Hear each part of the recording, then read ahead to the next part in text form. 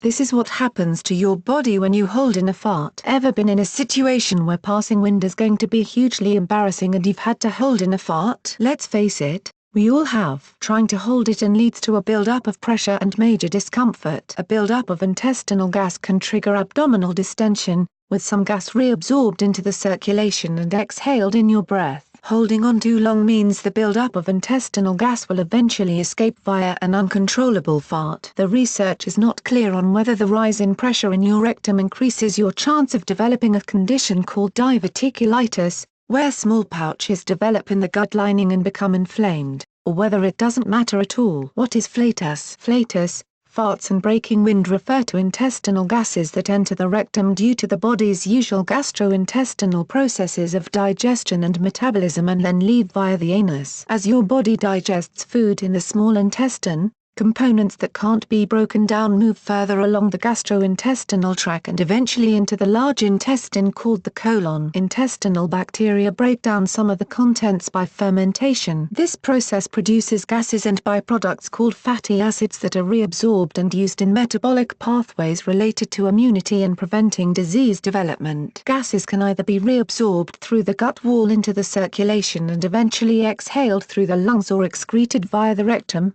as a fart. How much flatus is normal? It can be challenging for researchers to get people to sign up for experiments that measure farts. But thankfully, 10 healthy adults volunteered to have the amount of gas they passed over a day quantified. In a 24-hour period, all the flatus they expelled was collected via a rectal catheter. Ouch. They ate normally, but to ensure a boost in gas production they also had to eat 200 grams, half a large can, of baked beans. The participants produced a median total volume of 705 milliliters of gas in 24 hours, but it ranged from 476 milliliters to 1,490 milliliters per person. Hydrogen gas was produced in the greatest volume, 361 milliliters over 24 hours, followed by carbon dioxide, 68 milliliters per 24 hours. Only 3 adults produced methane, which ranged from 3 milliliters per 24 hours to 120 milliliters per 24 hours. The remaining gases, thought to mostly be nitrogen, contributed about 213 milliliters per 24 hours. Men and women produced about the same amount of gas and averaged 8 flatus episodes, individual or a series of farts, over 24 hours. The volume varied between 33 and 125 milliliter per fart, with bigger amounts of intestinal gas released in the hour after meals. Gas was also produced while they were asleep, but at half the rate compared to during the day, median 16 milliliter per hour versus 34 milliliter per hour. Fiber and flatus. In a study on dietary fiber and flatus, researchers investigated what happens to intestinal gas production when you put people on a high-fiber diet. The researchers got 10 healthy adult volunteers to eat their usual diet for 7 days while consuming 30 grams of psyllium a day as a source of soluble fiber, or not. In the psyllium week, they were asked to add 10 grams, about 1 heaped tablespoon, to each meal. At the end of each week, the participants were brought into the lab and,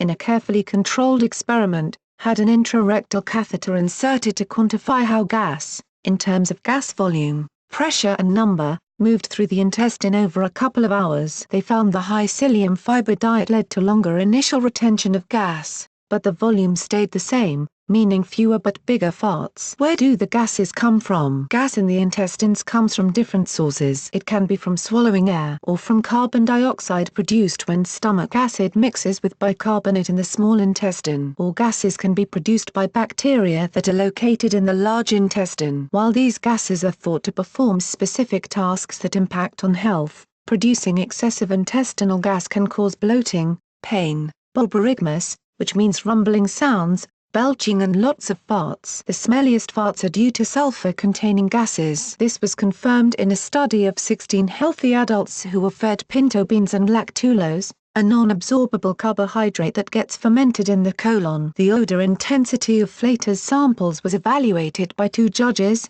Pity them. The good news was that in a follow-up experiment, the researchers identified that a charcoal-lined cushion was able to help quash the smell of the sulfur gases. Finally, some bad news for jet setters. Pressurized cabins on aeroplanes mean you're more likely to pass flatus due to the gas volume expanding at the lower cabin pressure, compared to being on the ground. With modern noise reduction features, Your fellow passengers are more likely than they used to be to hear you fart. What should you do? The next time you feel a large volume of intestinal gas getting ready to do what it does, try to move to a more convenient location. Whether you make it there or not, the best thing for your digestive health is to just let it go. Thanks Claire Collins for help with this report. Thanks for watching. What did you think of this video? Let us know in the comments section below. You can also subscribe for more videos like these in your inbox. Now if you are seeking the latest trends in fashion, and electronics and gifts and more of the coolest things that you never knew existed at the best prices,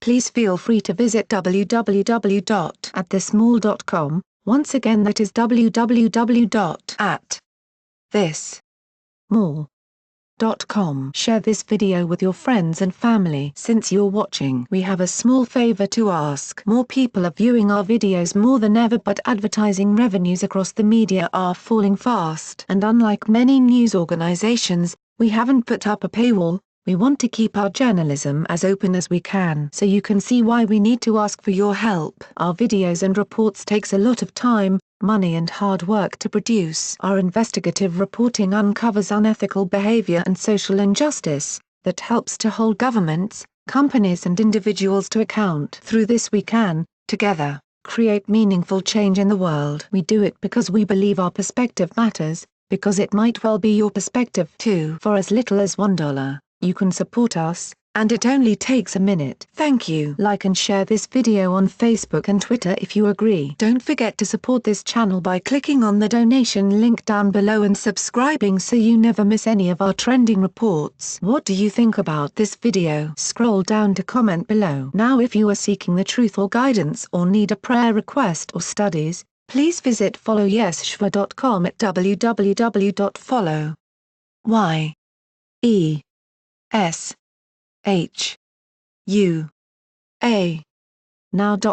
Please note that we have changed to a new YouTube channel. The link is in the description box below. Please subscribe to the new channel, as this one will no longer have new videos and reports posted to it anymore.